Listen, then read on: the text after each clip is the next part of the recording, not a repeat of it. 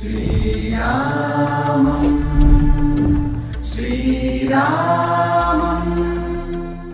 रामनाममे अमृतं रामचन्द्रुडि शाश्वतं रामनाममे अमृतं रामचन्द्रुडि शाश्वतं रामनाममे अमृतं रामचन्द्रुडि शाश्वतं रामचिलकस्वर అయోధ్యలో దర్శించుకోవాల్సినటువంటి ప్రాముఖ్యత ఉన్నటువంటి నగరాల గురించి మనం చూస్తున్నాము, తెలుసుకుంటున్నాము. అందులో భాగంగా ప్రస్తుతం మనమున్నాము నాగేశ్వర్నాథ్ మందిరంలో. నాగేశ్వర్నాథ్ మందిరం అంటే ఇక్కడ నాగులకి అధిపతి అయినటువంటి ఈశ్వరుడి మందిరం. ఈ మందిరాన్ని కట్టింది రాముడి కుమారుడైనటువంటి కుశుడు. దీనికి సంబంధించినటువంటి ఇంట్రెస్టింగ్ స్టోరీ కూడా ఉంది. అదేంటో చూద్దాం, నాతో పాటుగా రండి.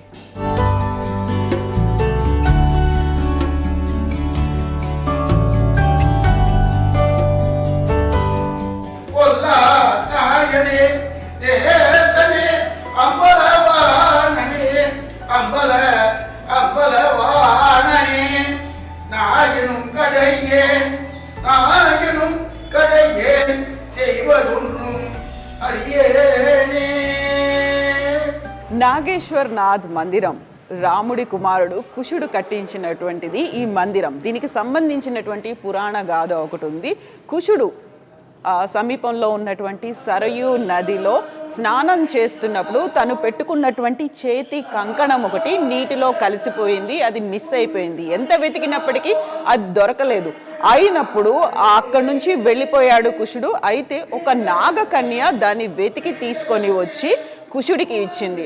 ఆ అభిమానంతో, కృతజ్ఞతతో కుశుడు ఇక్కడ నాగనాథ్ ఆలయాన్ని కట్టించినట్టుగా చెప్తూ ఉంటారు. ఆ అభిమానంతో, అదే కృతజ్ఞతతో కట్టించారు కాబట్టి, నాగకన్య కాబట్టి ఆ నాగుపాములకి అధిపతి అయినటువంటి ఈశ్వరుడి గుడిని కట్టించినట్టుగా చెప్తుంటారు. అయితే ఈ గుడికి సంబంధించినటువంటి ఇంకొక విశిష్టత కూడా ఉంది. అది విక్రమాదిత్యుడి కాలం వరకు కూడా చెక్కు చెదరకుండా ఉన్నటువంటి ఆలయం ఇది. ప్రధానంగా ఆ సమయంలో అయోధ్యలో కట్టినటువంటి వివిధ దేవాలయాలు అన్నీ కూడా డిఫరెంట్ రీజన్స్తో విధ్వంసం అయిపోయాయి, ఐదర్ అడవులతో కప్పివేయబడ్డాయి. అయితే ఈ మందిరం మాత్రమే అలాగే నిలబడింది. అన్ని ఆటుపోట్లని తట్టుకొని చెక్కు చెదరకుండా నిలబడ్డటువంటి దేవాలయం ఇది. ఇక ఆ తర్వాత 1750లో ఇక్కడ సఫ్దర్గంజ్ జమానాలో మంత్రిగా పనిచేస్తున్నటువంటి నవల్ రాయ్ దీన్ని మళ్ళీ దానికి సంబంధించినటువంటి రెనోవేషన్ వర్క్స్ చేశారని చెప్తుంటారు.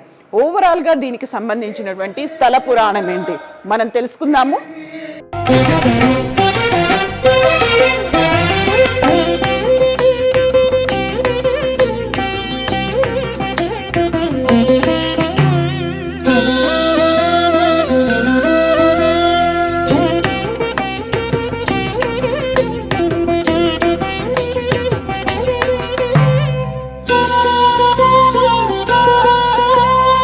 నాగేశ్వర్నాథ్ దేవాలయం ఇన్సైడ్ గర్భగుడిలో ఉన్నాము. ఇదే కుశుడు ప్రతిష్ఠించినటువంటి విగ్రహం. ఇక్కడ నాగేశ్వర్నాథ్ అంటే నాగులకి అధిపతి. అందుకే మనకి ఇక్కడ శివలింగం కింద ఉన్నటువంటి బేస్ అంతా నాగ సర్పాలతో నిండినట్టుగా కనిపిస్తుంది. దానికి సంబంధించినటువంటి పురాణాల గాథ ఎలా ఉంది అనేది మనతో పాటుగా ఉన్నారు పండిత్ ఆనంద్ ద్వివేది గారు.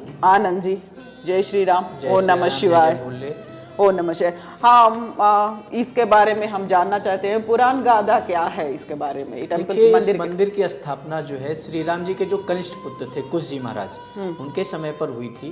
एक बार क्या हुआ था कि जब राम जी अपने लोक को जाने लगे तो उन्होंने अपना राज्य जो है अपने जो भाई थे और अपने सारे पुत्रों में विभक्त कर दिया। तो कुश जी को जो है कुशावर्त राज्य मिला। वो वहाँ पर राज्य करते हुए जब इनको काफी समय बीत गया तो इनको मतलब ऐसा महसूस हुआ कि अब हमें एक बार अयोध्या चल करके, बहुत दिन हो गया है, अयोध्या दर्शन करना चाहिए, वहाँ सरयू जी में स्नान करना चाहिए। तो वो अयोध्या आए, उन्होंने सरयू जी में स्नान किया। तो सरयू जी में स्नान करते हुए उनके हाथ का कड़ा, जो कंगन होता है, क्योंकि राजा लोग उस समय आभूषण धारण करते थे, तो कड़ा जो है वो सरयू जी में कहीं गिर गया।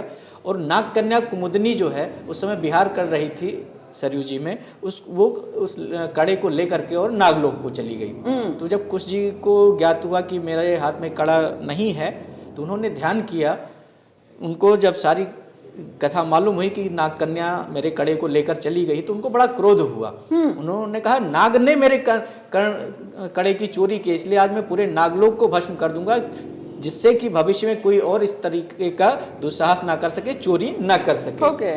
तो उन्होंने बाण का संधान किया और नाग लोगों को भस्म करने के लिए उद्यत हुए। तो नाग लोग बड़े घबरा गए। उन्होंने कहा अब हमारे प्राणों की रक्षा कैसे हो। तो जो कुमुदनी थी, उसके पिता नागराज कुमुद बहुत भगवान भोलेनाथ के बड़े अनन्य भक्त थे।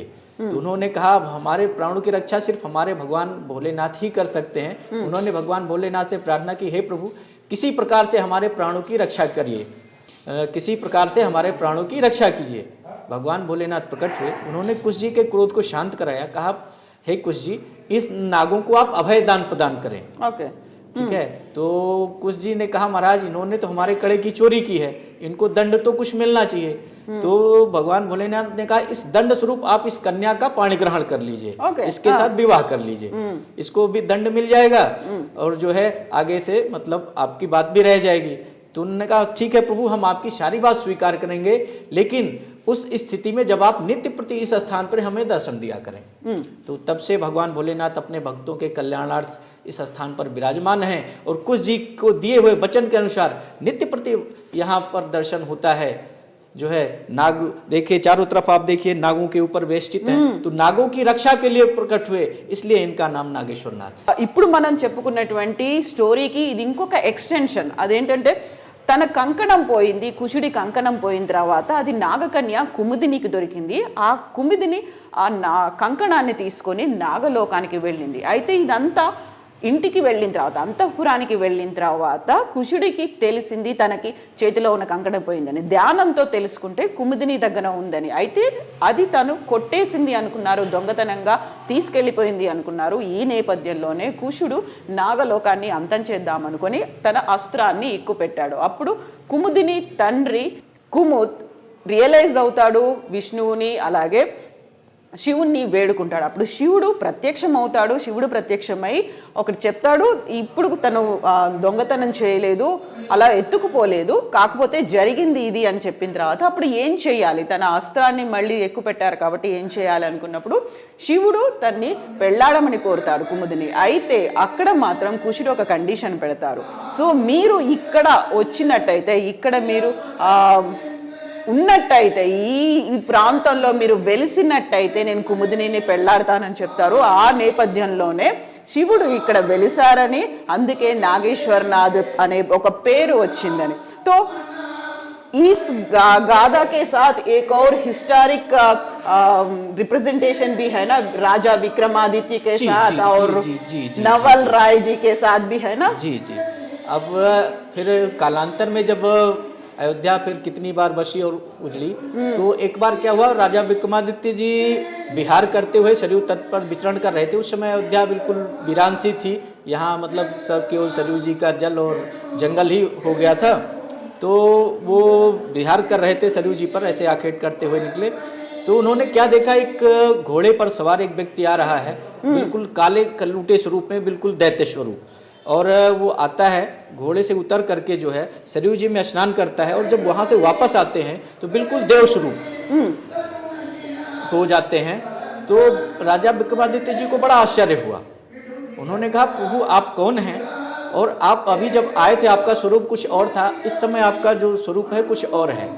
तो उन्होंने कहा हे राजन, मैं तीर्थराज प्रयाग हूँ, भक्तों के द्वारा छोड़े हुए पाप के प्रभाव से, क्योंकि भक्त बाहर से आते हैं, अपना जो भी पाप किए रहते हैं वो हमारे यहाँ आकर के स्नान करते हैं, उतर जाता है, उसके प्रभाव से मैं काला हो जाता हूँ। तो आज रामनवमी का दिन है, आज रामनवमी के दिन जो भी भक्त आकर के अयोध्या, ये अयोध्या है, यहाँ पर जो भी भक्त आज रामनवमी के दिन आकर के सरयू मैया में स्नान करते हैं, उनके सारे पाप जो है हट जाते हैं और वो पुनः अपने निर्मल गति को प्राप्त करते हैं। तो ये रेनोवेशन पुनर्निर्माण नवल राय जी ने किए हैं। फिर जो है विक्रमादित्य ने जी पूछा महाराज जी, अयोध्या आप कह रहे हैं कि ये अयोध्या स्थान है, यहाँ तो कुछ नहीं है, तो निर्जन है। उन्होंने कहा राजन आप यहाँ पर आप जाइए, आपको एक गौ माता मिलेंगी, वो गौ माता जिस जिस स्थान पर अपना दूध गिराती जाए वहाँ आप उत्खनन कराइए, वहाँ पे आपको मंदिर मिलेंगे और उनका आप पुनर्निर्माण कराइए। तो जो है उसी समय से जो उन्होंने फिर मंदिरों का पुनर्निर्माण कराया। आप ये देखिए मंदिर के चारों तरफ देख सकते हैं जैसे खंबे बने हुए हैं, 32 पुतलियां लगी हुई हैं। ये एक ही शिलापट पे बना हुआ गर्भगृह है भगवान का, ये सब कुछ जी शिला के एक ही शिलाखंड पर बना हुआ है, कहीं पे कोई ज्वाइंट नहीं है, ओके। अलग से कोई पत्थर नहीं लगाया गया है। मूर्तियां भी उसी पत्थर में तराशी गई हैं, ये खंभे भी उसी पत्थर से तराशे गए हैं। इस प्रकार के उनके समय का, विक्रमादित्य जी के समय का अब केवल 2 मंदिर है, एक यहाँ पर है और एक श्री हनुमानगढ़ी जी पर है। वहाँ भी आप जाके देखिएगा, वहाँ का गर्भगृह भी बिल्कुल ऐसा ही है। तीसरा श्री राम जन्मभूमि का था, वो तो बाबर ने जो है विदीर्ण कर दिया था उस समय। उसमें भी जो खुदाई उत्खनन में जो खंभे मिले हैं, जो मूर्तियां मिली हैं, वो बिल्कुल इसी प्रकार की हैं। तो हमने सुने हैं कि यहाँ पर रामनवमी के साथ शिवरात्रि भी मनाते हैं। जो मुख्य पर्व जो है इस मंदिर का वो जो है महाशिवरात्रि है।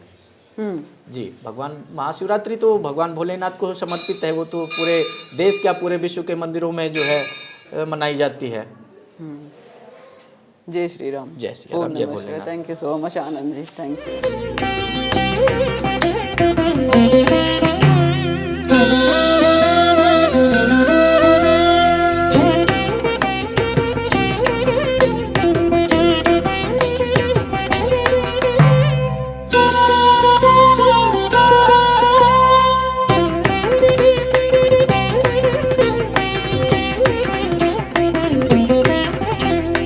నాగేశ్వరనాథ్ దేవాలయానికి సంబంధించినటువంటి చరిత్ర. రాజా విక్రమాదిత్య కట్టించినటువంటి 3 దేవాలయాల్లో అయోధ్యలో ఉన్నటువంటి రామ మందిరం, ఆ తర్వాత ప్రస్తుతం మనం ఉన్నటువంటి నాగేశ్వరనాథ్ దేవాలయం, లక్ష్మణ్ గారి.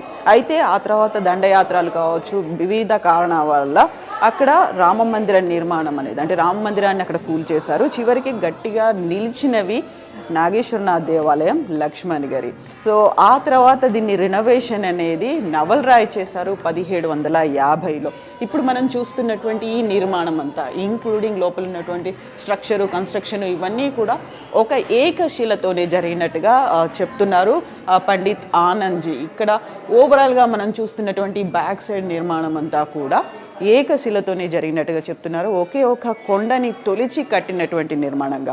అయోధ్యకి వచ్చినటువంటి భక్తులు ఎవరైనా దర్శనం చేసుకోవాలి అనుకుంటే నాగేశ్వరనాథ్ దేవాలయం అయోధ్యకి రామ మందిరానికి అతి సమీపంలోనే ఉంది. సరయూ నది ఒడ్డున ఉంది. ఇక్కడ ఘాట్లు కూడా ఉన్నాయి. నది స్నానం